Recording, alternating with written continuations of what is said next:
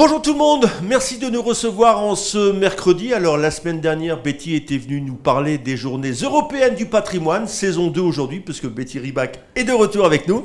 Bonjour Betty. Bonjour Michel. Tu es programmatrice au service culture, ça n'a pas changé, le titre n'a pas changé. Depuis la semaine dernière, non. Donc cette semaine, tu viens nous parler de la semaine artistique qui débute le 30 septembre, en fin de semaine, jusqu'au 5 octobre. Alors, le centre artistique et culturel François Mitterrand est à la fête, si l'on peut dire. Oui, on va c'est dire ça. Comme ça. Avec un programme très, très éclectique. On va commencer, Betty, par la musique classique. On va le prendre dans l'ordre. Hein. Oui. Lundi 30 septembre.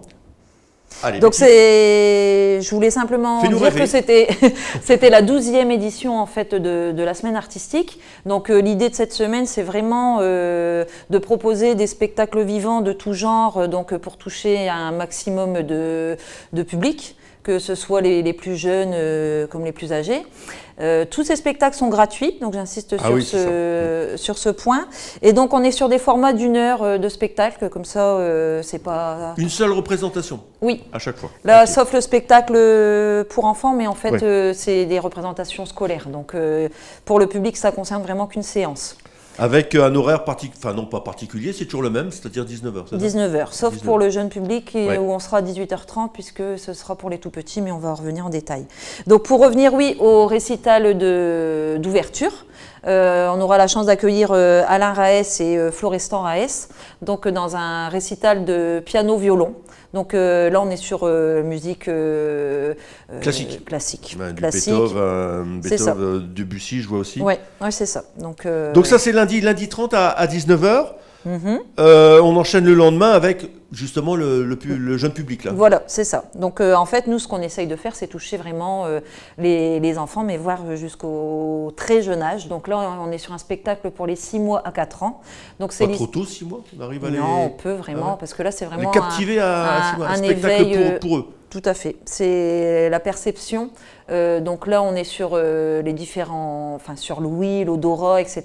Donc il y a des petits passages où on peut sentir des odeurs. Des cinq sens, quoi. Oui, c'est totalement ça.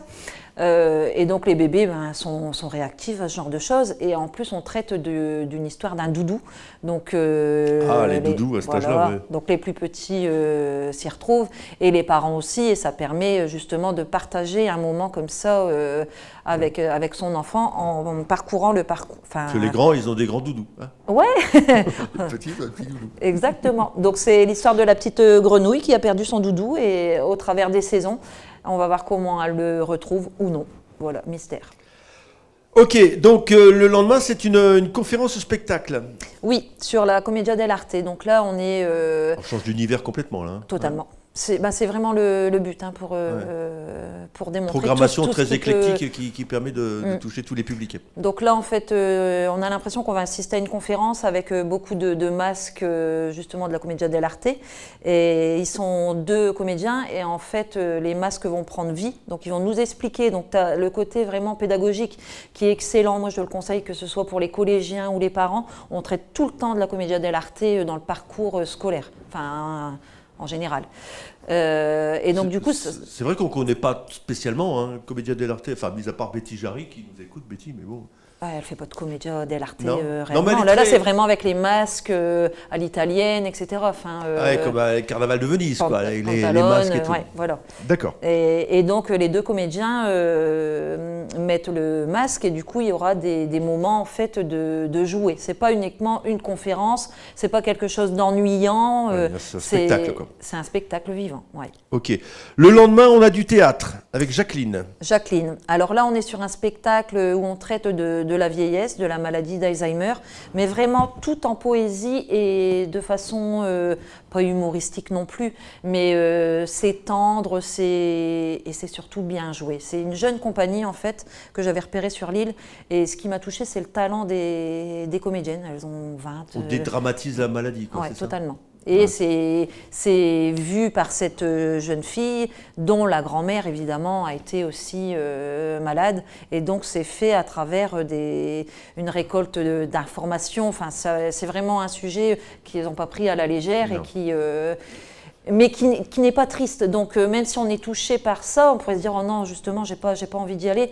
Ben, au contraire, c'est intéressant à voir. Ouais. Donc ça, c'est toujours à 19h le jeudi. Oui. On enchaîne avec un concert baroque. It's baroque to my ears. Bien, Michel. Ah, je me suis entraîné, Betty. C'est bien. Donc là, on est sur l'alliance de deux instruments qu'on ne voit pas forcément souvent ensemble. Donc l'accordéon et la cornemuse. Donc, et sur des musiques traditionnelles baroques. Anglaise, voilà. Pas forcément irlandaise, non? Parce que cornemuse, tout non, ça, irlandaise, ce sera pour le lendemain, pour le samedi plutôt. D'accord. Ouais, donc on arrive au samedi, Betty, musique traditionnelle américaine. 5 musiciens qui seront là, donc avec les instruments traditionnels. Hein, Bluegrass Band. Oui, le banjo, la guitare, le violon, la basse, la mandoline. Et en fait... musique de la Nouvelle-Orléans, c'est ça, ouais. Et avec des petites interventions toujours dans l'idée d'apporter aussi quelques connaissances. On n'est pas là pour rabâcher, mais on aime bien quand même apporter ce côté pédagogique en fait à travers les spectacles. Donc en fait, on assiste à un spectacle, on prend du bon temps et on apprend des choses. Parce que je vois, c'est répertoire américain et irlandais également. Hein. Oui, irlandais aussi. Ils vont faire les deux. Ok, tout le programme est à retrouver bien évidemment sur le site www.graveline-ville-graveline.fr.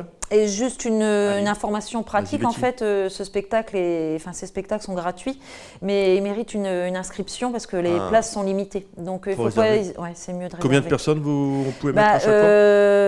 Le spectacle pour enfants, c'est limité à 60 personnes parce que là, c'est vraiment pour les bébés et les parents. Et pour le reste, on est sur 130. 130 personnes. Voilà. Donc il faut réserver et on s'inscrit sur le site où oui, on nous appelle au service culture, au 03 28 24 85 65. Et on prend la réservation. Voilà. Écoutez Betty, ça a été très, très instructif de vous recevoir. Merci Michel en tout cas. Un véritable enchantement, 2 fois de suite Betty. Il faudra prévoir la 3e. Allez, d'ici là, passez une bonne semaine et n'oubliez pas, ça commence lundi jusqu'à la fin de la semaine. C'est la semaine artistique au Centre artistique François Mitterrand. Betty, au revoir. Merci Michel. Allez, nous on se retrouve la semaine prochaine où on va parler football puisqu'Éric Berthe sera mon invité. D'ici là, passez une bonne semaine. Au revoir.